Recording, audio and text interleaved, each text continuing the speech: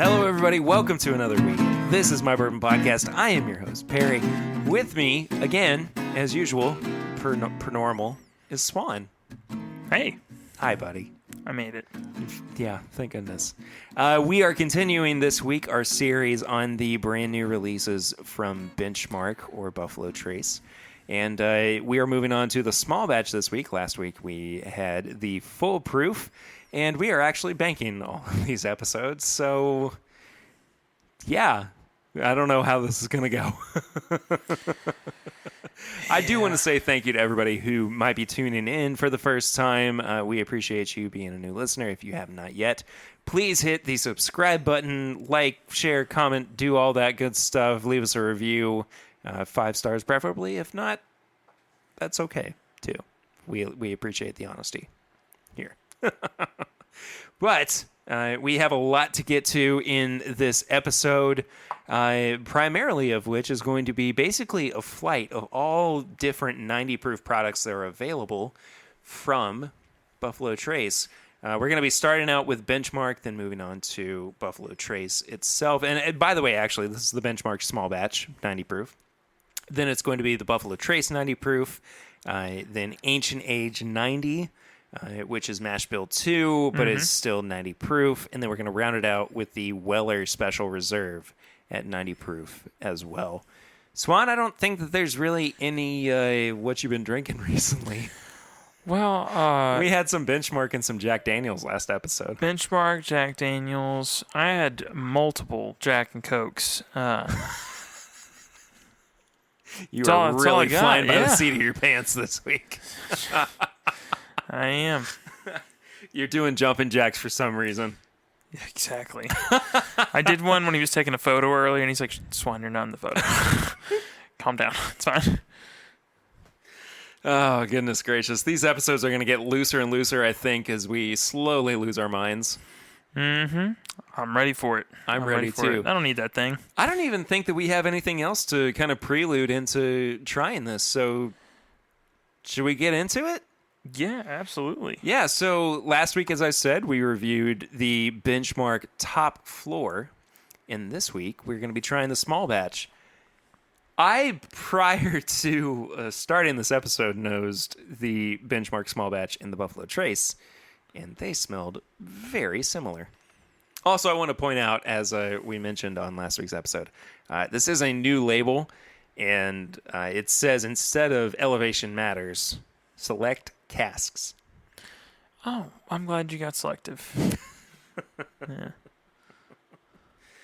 It says select barrels are chosen for this small batch Kentucky straight bourbon whiskey by our master distiller. The aroma of vanilla and oak gives way to two delightful hints of caramel, leather, and honey.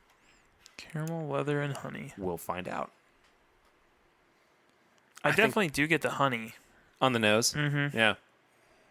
I really think the nose is quite pleasant. It reminds me so much of Buffalo Trace. It's just missing a little bit of that, like, generic fruitiness that you get from BT, but everything else is there. Oh my gosh. Well, that's a good palate. Alrighty. Pack it up. We're going home. It's good. That is surprisingly good. Oh my gosh. Even the finish. It's starting to get into like cinnamon and snickerdoodle territory. Yeah. Here on the finish. But the palate starts really strong. It does. Dude. You're contemplating things. Yeah.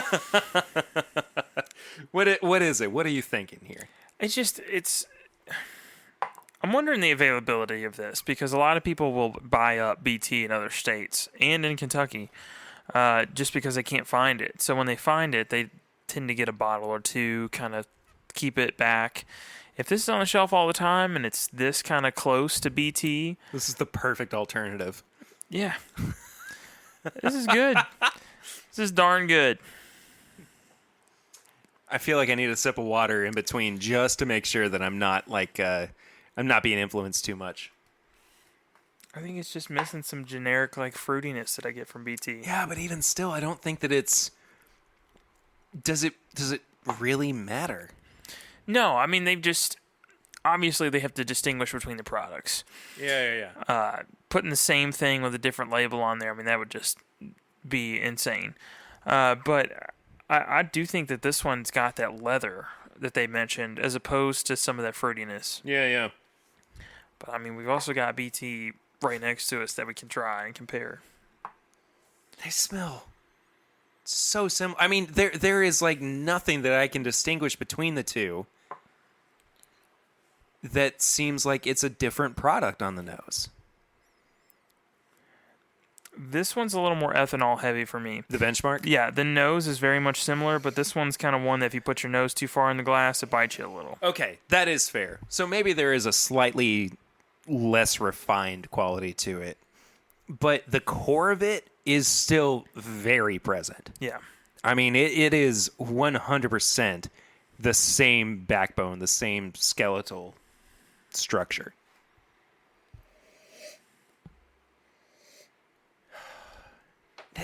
They just smell so identical.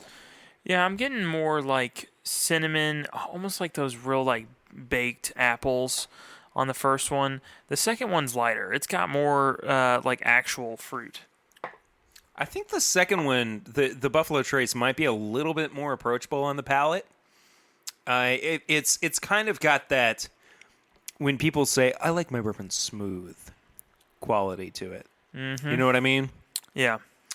But honestly, in this case, I think that the Benchmark delivers a little bit more punch. I think it's going to appeal to people like us that are a bit, of a proof hound. Because we want it to hurt us a little bit. And at 90 proof, if I have to pick something that's sweet and delicate and fruity and easy, and then I've got this one that's like, I've got a little leather, a little heat. I'm kind of leaning towards it. I do think this is kind of the difference that I see a lot of with, Weller as opposed to Pappy. Yeah. One of them's more oaky, a little less refined. The other one is definitely a crowd pleaser. Yeah. I'm not upset by either of these. I'm not either. I also think that the small batch is a significant step up from the top floor. Yes. So I'm not immediately thinking I need to put this in Coke. That's a step up. Yeah. Already. And it's a slight step up in price. But I think the quality is leaps and bounds over the top floor. This feels more crafted. It does. Yeah, the select barrels that I was making fun of when we first started, it's definitely, you can tell. They took their time to put together a flavor profile. So I wanted to include these other two mash bills as well. And honestly, we probably could have included Sazerac Rye in there too. But, we're sticking with the bourbon aspect of it. But now we're looking at the 90 proof Ancient Age, which is higher rye, younger aged, and I guess not significantly. It's about the same price. I mean, maybe about $3 or $4 less. Yeah. But I'm curious what a higher rye with less age might mean for this product.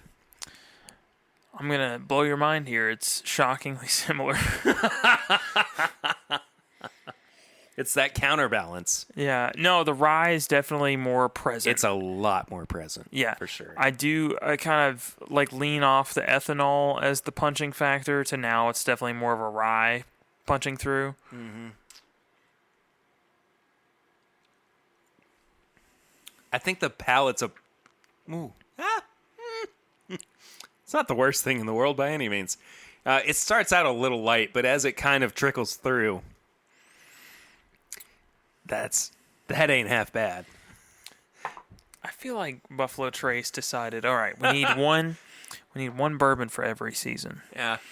And they're like, well, spring, we'll just go with the benchmark. Midsummer, you need something pleasing. It's just kind of fruity, not too wild. go with the Buffalo Trace. And then so far, the fall, I'm picking the rye. It's just kind of warming. Yeah, absolutely. It's warming. It's not too aggressive.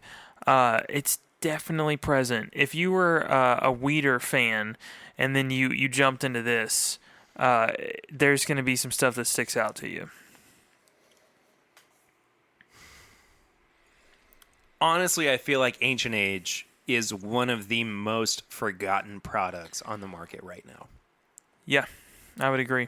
I think that folks look at it anymore, even though it was prestigious for a long time, and they see the fact that it's on the bottom shelf and they just let it go.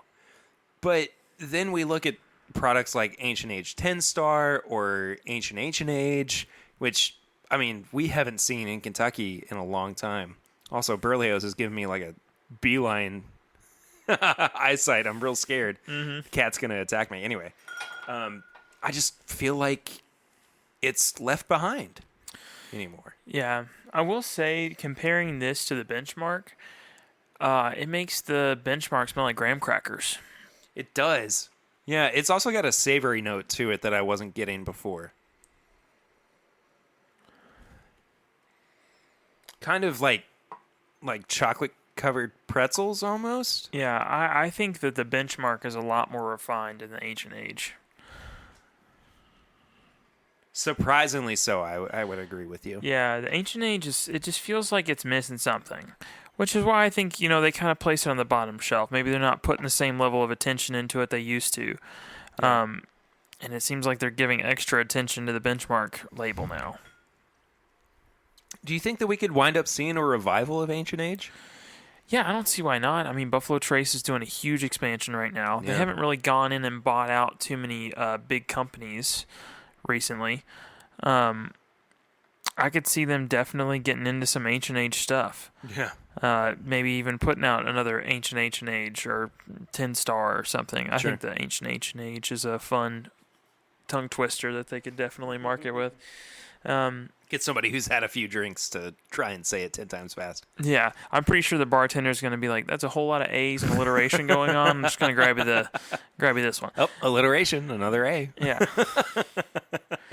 So it's interesting. I think so far Buffalo Trace is the most refined. I think I enjoy the benchmark the most, but the Ancient Age it's just kind of meh. It's for me. Kind of, I think you said this, the crowd pleaser, or like the most accessible. Yeah, it's in terms of flavor profiles. Yeah. Yeah. I would agree with that. I mean, especially if everybody's used to drinking rye. Oh yeah, well, I do think that it is a good transition between the two. Yeah. But it's definitely not my favorite. No. Are you ready for a total handbrake turn into left field? Let's go. Well, that definitely smells like a weeder. It's the absence of rye is there. It's all of a sudden very sweet. Very baked goodsy. I will say, I don't think that the desire behind Weller is predicated. I think that it's way, way overblown. But there is still a lot to be appreciated about Weller. Yes. And I think that it is super easy to enjoy. I think that if you're trying to get somebody to move towards bourbon, or at least, access bourbon from a non-bourbon drinker standpoint, Weller is one of those products that will convince lots of people. It will. That it's okay to drink bourbon. Smooth. It is smooth. Yeah. Yeah. I am so not upset by that at all. No. And I hate to be like this. We just had 3 likely very accessible in your area. Yeah. Bourbons. This one's my favorite, man. It's so... Heck on it. It is. It's so good. It's got a lot of punch for a weeded bourbon. And for being 90 proof. and for being 90 proof, which I enjoy. Yeah. But it's also it's just simple. Like I don't know how to. There's not like a ton of complexity. It's just simple. It's so good. Yeah. It's just easy to sip on and forget about. I still think Benchmark's pulling a strong second for me. I think so too. Yeah, which is impressive. Yeah. I've never been a huge fan of the Buffalo Trace stuff, and Perry will tell you, he's the first one, because we went to go pull out some Buffalo Trace, and he's like, there's a few picks over there, and maybe one of them might be a non-pick. We tend to gravitate towards the picks because it's something completely left field from what we normally get. The non-pick bottle I had was a 375. Yes. Which has really served its purpose mainly as being a comparison between picks that I get. Mm-hmm. And, I have a fair few amount of picks. So, based on the amount of bourbon that's left in that bottle too, you can see that I'm have done some work going back and forth. But I do like standard Buffalo Trace as an everyday drinker, but it's just not my favorite. I would rather go for Special Reserve, but again, it's not available like it used to be. No. And shoot, I don't know if it ever will be again. No, and I think too this is why they're adding stuff to their line. Is they've got things that are not accessible at the moment, and they're trying to find things that are good to put out at a good price.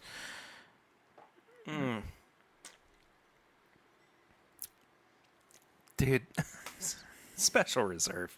Yeah, that's good. And I haven't done a lineup like this in a long time. No, This is. I don't even have the words for it. No, I like this a lot. I think they all punch above their weight, for sure. I think so. Too. We do need to actually review the small batch benchmark, but before we get there, do you want to kind of rate these as well? Yeah, just like in what order? Yeah, exactly. Not like give it a full Yeah. review. We'd be here forever if we did that. Yeah, so I think just in order of like my favorite, I would definitely go with the Weller. The Weller is just so inviting. It's a crowd pleaser. Yeah. I know these are all going to be crowd pleasers. I need to stop saying that. It's Buffalo Trace. Obviously, they've pleased plenty of crowds. Continue to do so as well. Yeah, every spirits competition as well. It's simple. So a lot of times I don't usually give that as a good accolade. I usually say this is too one note. This one, it just works. It just does. Yeah, I think so too. It is simple and gets right to the point. It's not, it's smooth. It's not painful. It's appealing to new drinkers and old. And then after that, I would probably go with the Benchmark. I like stuff to hurt a little. I know that kind of sucks, but like just bourbon. I don't disagree with you. I think that but put in different terms, I like for it to have an impact or punch a little bit. Yeah. I don't want to be, put out by it. No. Or upset by it, but I do like to have something that's more complex or going to surprise me. Yeah, I feel like it's nice because you kind of get to peel back the curtains and revisit over and over again. Yeah. And so for that reason, I'd put this one second. There's some complexity to break down on it. There's a lot of good flavors. I'm a huge fan of like cinnamon graham crackers and that kind of thing. And it's one of the reasons we like Elijah Craig so much too. Yeah, it's just got a lot of really good staples. Yeah. It seems to be like it's going to be good in cocktails as well. We tried it with Jack and Coke with one of the other releases, and it held up. As far as Buffalo Trace goes, it's almost too smooth for me. Yeah, I would agree with that. Yeah, they've just kind of made it very non-offensive. There is nothing wrong with that. Non-offensive. Non-offensive. Yeah, it's just there's nothing to be like non-offensives here. Sorry, dumb tangent. Please move on. I apologize. Sometimes I'm good with like going on with like the. No. You shouldn't be okay with that one. Please move on. It's just there's nothing in it that stands out. It's very smooth. It's easy to drink. It's fruity. It's got some of that leather. It's got a little bit of like the char and stuff in it. It's just easy. However, it doesn't stand up well in cocktails. I've had it in a couple of things, and it gets drowned out fairly quickly. I think so too. So for that reason, I'd put that third. Last, Ancient Age. Ancient Age is fine. The rye content is nice. I enjoy it. There's a place for it. But there is so much stuff from other distilleries and from Buffalo Trace that stands out way above that. Out of these, I think that Ancient Age is the blandest. Yeah, I mean, it's just like rye, done.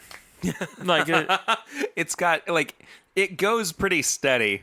There's a little blip, a little hump, and then it's over. Yeah, fun little finish of just kind of my tongue's tingly and then you're done. That's it.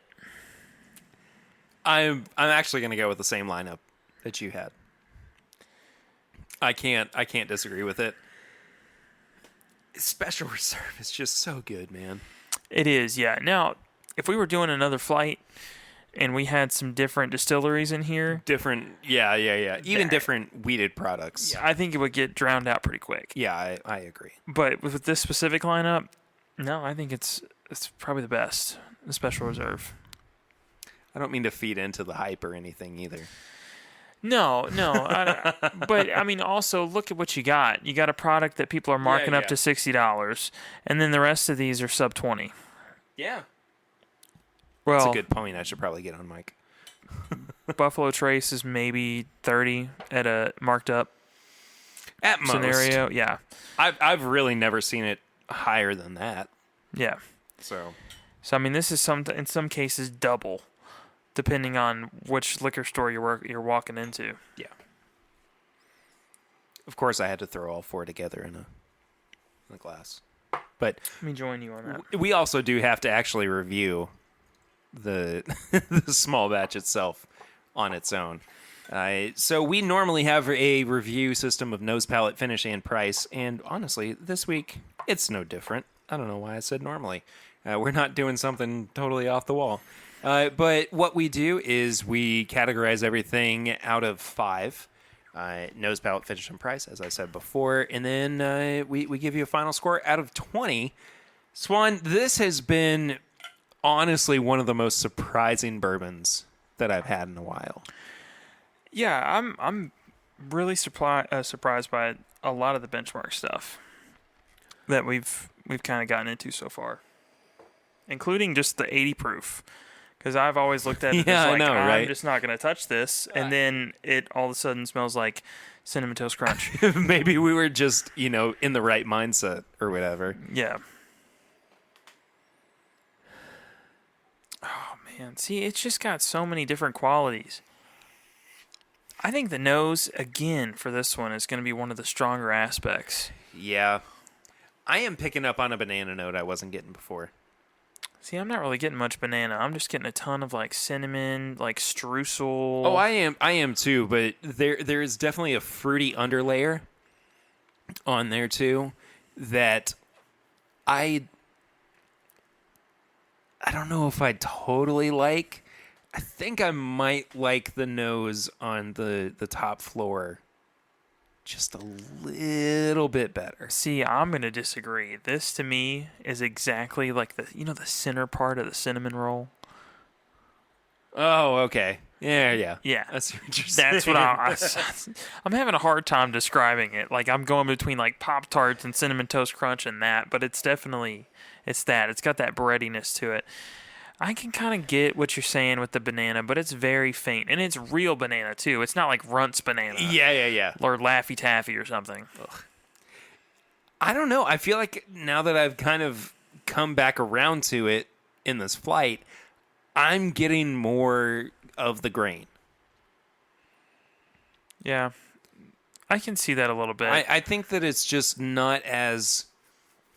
I think that the oak from the top floor really helped that shine.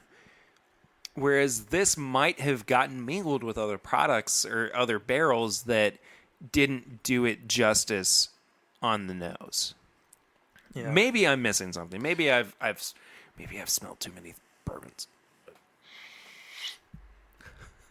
I'm not getting a ton of the graininess, but I do see it's there. It's a little brighter than the last one for sure. Yeah. Do the Chad 3 blast method.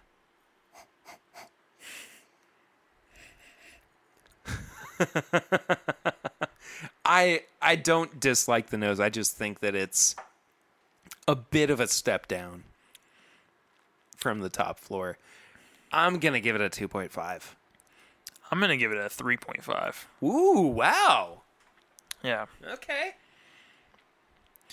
I think it's strong. I like it better than the previous one. The previous one had too much oak for me compared to this. That's if I fair. was doing them back to back, I prefer this. But I'm a sucker for a sweet bourbon that leans real baked goodsy. That's why I love Elijah Craig. That's why I continue to love a lot of the barrel proof releases that come out that lean more baked goods instead of tobacco. Palate, I'm going to give a 3. I want to lean like 3.25. Yeah. I know that's really being picky. I'm going to go for it. I think the palate's a 3.25. It's really inviting. It's not offensive. I enjoy drinking it. I think that it could serve really well as an everyday sipper.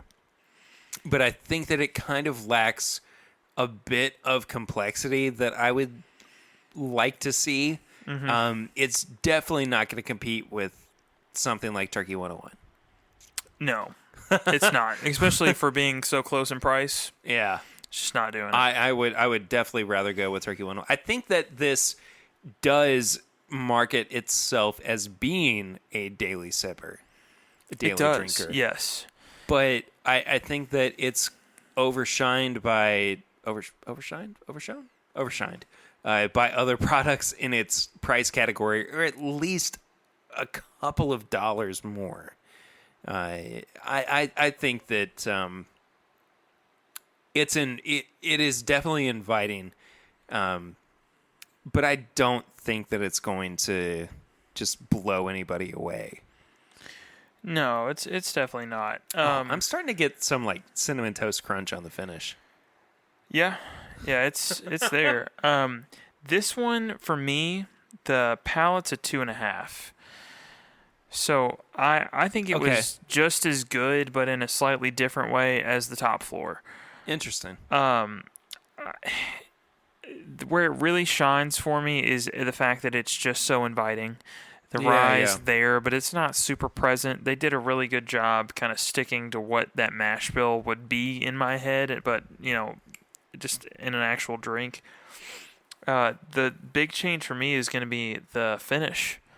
So the top floor had kind of a weird aftertaste, kind of like a wet tobacco. It was a little unpleasant. Sure. Not that it was bad. The heat was nice. The oiliness of it was good. It went down very nicely, but it's just the finish on this. It took that and got rid of it. Yeah.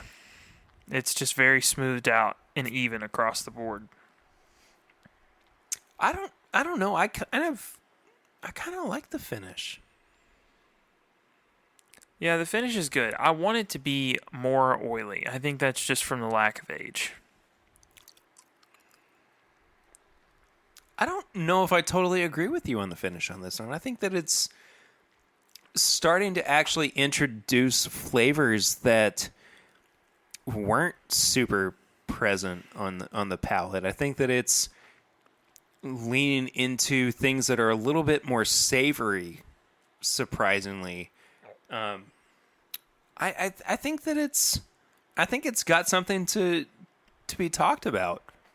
I don't know. I think the finish has something to be recognized, but is not like overwhelmingly positive, I guess.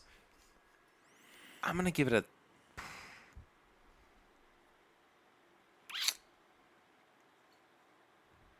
2.5. That's where I was at. So we actually came around to it. Yeah. No, I mean, it's just solid. To me, Yeah. It's just very even keel across the board, just good. It's a good daily drinker. They hit their mark. Price, though. We haven't even talked about the price on this one. This is $17 out the door. Oh, easy 4.5 for me. Again, I think a lot of these are going to hit the exact same area. I don't hate the price on this one. No, I think all of them are going to be pretty good. So you pay a little extra, you get Elijah Craig. Right, yeah. That to me is your $5 value. Yeah. Same with Turkey 101. Your 5-point value. But yeah. I mean, it's just a turkey. You can find it sometimes $16.99, but I'll be honest, that's one of those that in retail they call a loss leader. It's just to get you in the door. They don't make a ton of money on it. I mean, it's fine. I mean, turkey's making their money, but Total Wine may not be making a ton of money on it. Yeah. Realistically, I see turkey at like mom and pop stores for closer to 22-ish. Right. Which is fine. This being at 17 and probably across the board going to be 17. This is a great daily drinker. Yeah.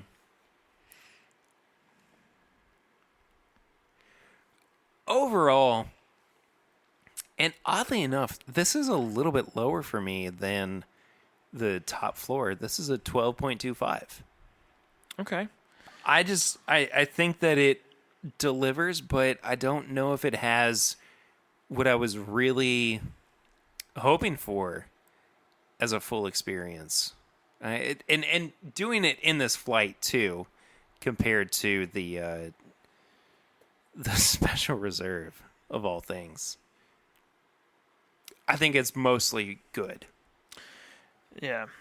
I think this one put me looks like a 13, so like half a point higher. Yeah. I mean, they're very similar. Yeah. You know, they're expressions of the same thing. I don't expect them to be wildly different until we start playing with proof. Yeah. I do like it. I do like too. It.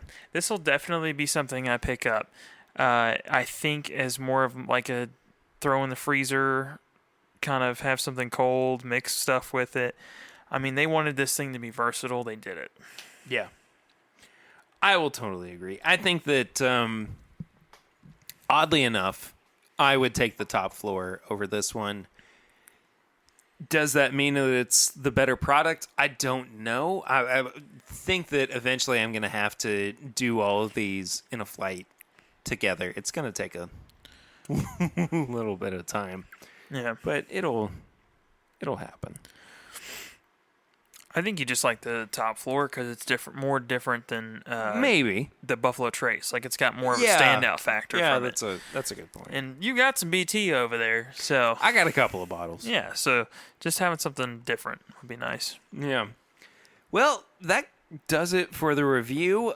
We normally will do questions for our pregame chats for Patreon as we are kind of banking episodes and, combining things. What's the word? Submerging? It's definitely not that. We're adding the questions that we would normally do with the Patreon pregame chats into the main episodes for the time being. And all of those questions come from our Facebook group. You can head to facebook.com and search for This Is My Bourbon Group. And we have weekly posts that go up to where you can leave us questions and stuff of the like. This one comes from Donnie Webb. He asked, what are your guilty pleasures when it comes to whiskey, food, music, and movies/TV, or anything else you want to share? Guilty pleasures. Despite being lactose intolerant, if you put a thing of cheese sticks in front of me, it is gone. Or just like the mozzarella sticks. I don't know. That's it. I'll tell you one that I feel really bad about. That I hate that I have some kind of affinity for, even though it's just total straight up garbage. Mm-hmm. Dragon Ball Evolution, which is the live action adaptation of Dragon Ball Z. Horrible movie. I mean, just atrocious. Yeah, it's not good. And every now and then, I just want to be like, let's just watch something that, I don't have to think about, get a little bit upset over. And I watched that movie. The first time I saw that movie, yes, I did think that it was going to suck a little bit, but I had high hopes for it. I saw it in the theaters with my dad and my brother. And there was a scene where all three of us, we just could not stop cackling. It was one of the funniest things I've ever seen on recorded cinema. But at the same time, I still kind of like it for There is nothing wrong with that. for guilty pleasure reasons, I guess. Yeah, I mean, another like guilty pleasure is going to be one of my tips and bits. So I'll Ooh, okay. yeah, I'll bring that out in a second. Yeah. How about a question from Tammy? What is your favorite flavor of ice cream? Favorite flavor of ice cream? That is a tough one because the answer is all of them. It's not tough for me. Oh, you go ahead. Chocolate chip cookie dough. Solid. I cannot deny my love for the perfect creation. That's of fair. Chocolate chip cookie dough ice cream. I base my opinion on ice cream companies or stores or whatever if they make it themselves on whether or not they have a good chocolate chip cookie dough. That's so fair. Because I mean, I do kind of the same thing. It's always either chocolate chip cookie dough or cookies and cream. I go into Grater's for the first time since moving into Lexington, and I'm like, all right, I know what I'm getting. Give me the cookie dough. No, I'm going to give a shout out to kind of a local company here because I think their ice cream is phenomenal. Crank and Boom. Oh, Crank and Boom's fantastic. Crank and Boom. Their bourbon and honey ice cream? Yes. Even more so, Would die. their bourbon ball flavor. Oh, have I had it? I think I have. They have a bourbon ball flavor. Yeah, It's yeah. phenomenal. Yeah. One of the best ice creams I've ever had. Again, lactose intolerant. Will eat a whole tub. Won't stop. I think everybody's a little bit lactose intolerant. You know, mine's more than a little bit. But still. I think everybody's got that in. I mean, we're not physically made to really keep drinking milk. Well, there's some people that like it hurts them a little bit, and then there's me eating the entire tub of ice cream, looking Where over you at just Diane, know. just going, "Buckle up!" Like it's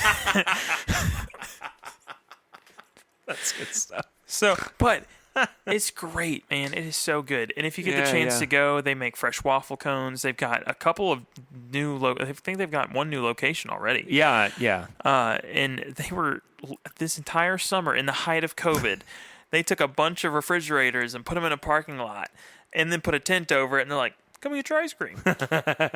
Phenomenal. Good stuff. Good stuff. I really love Crank and Boom.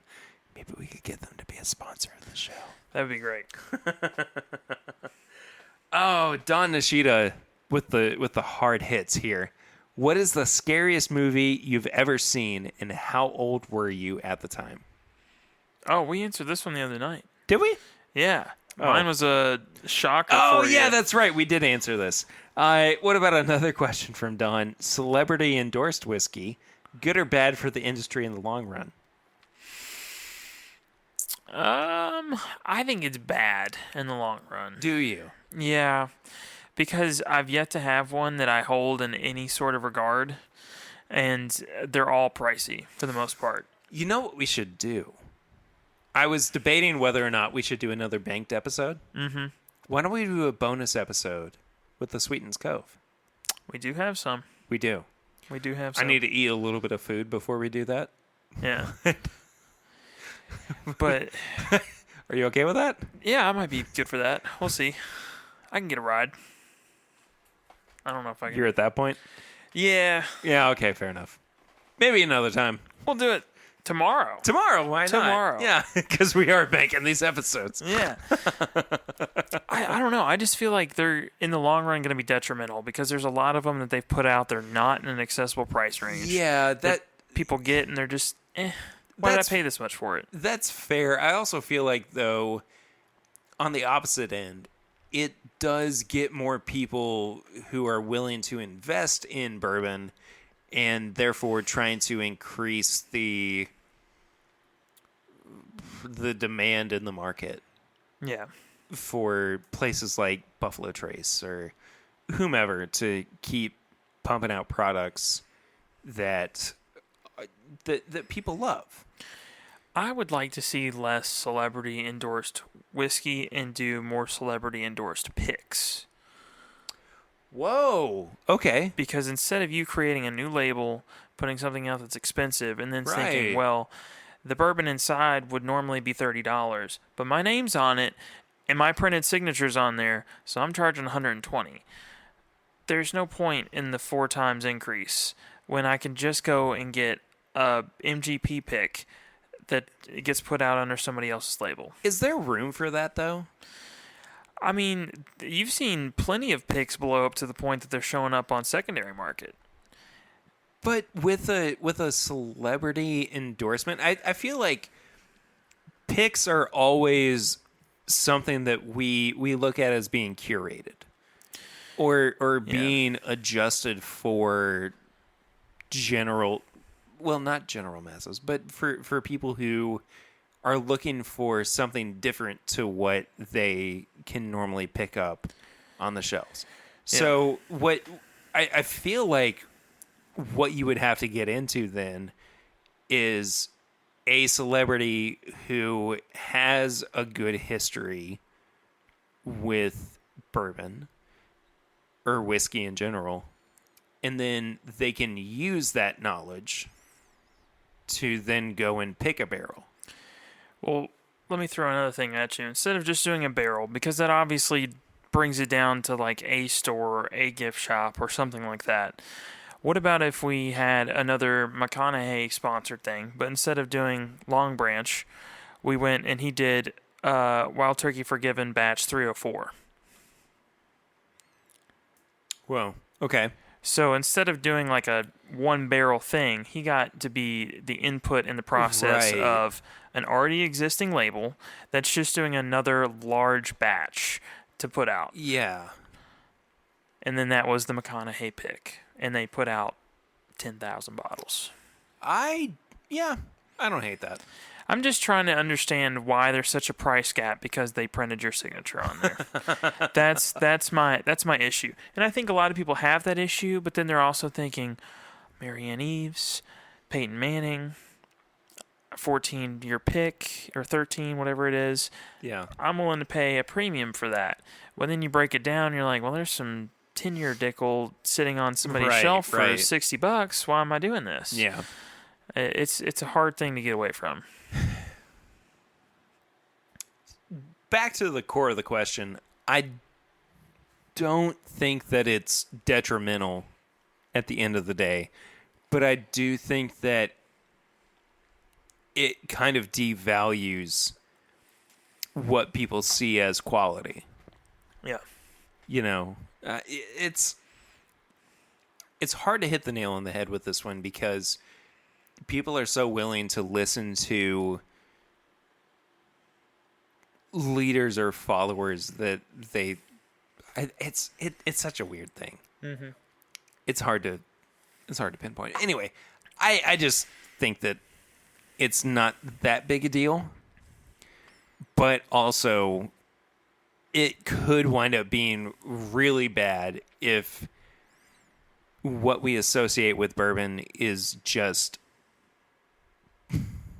celebrities who don't have a palate and they put out bad whiskey. Yeah. Or you could take an entirely different approach. Approach number 3.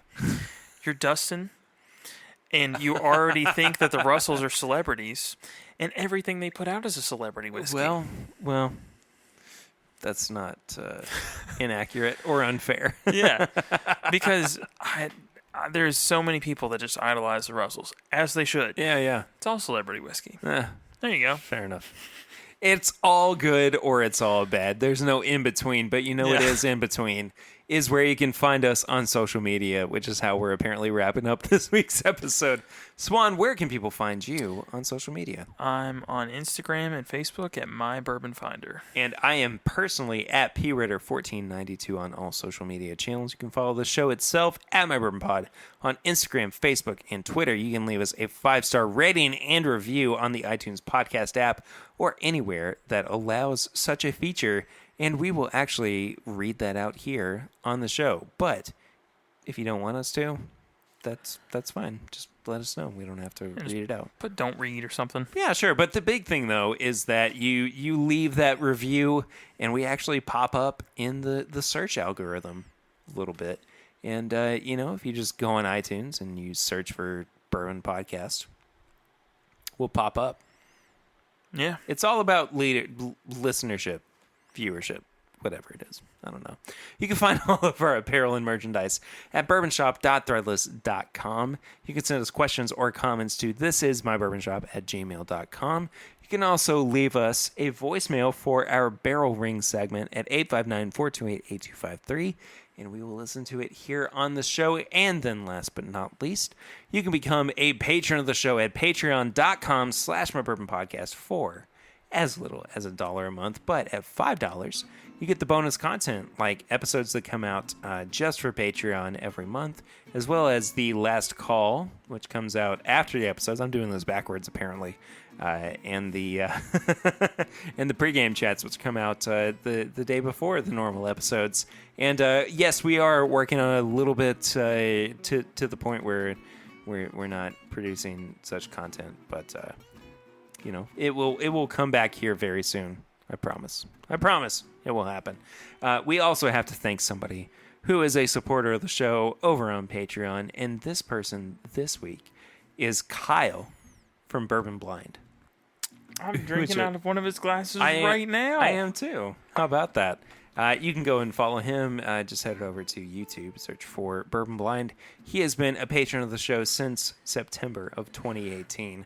And we also want to say thank you so much to everybody who supports the show, not just monetarily, but also by sharing it, letting your friends know about it. It is just an incredible way for Siri to listen to what I'm talking about and apparently pop up a little bit on the show.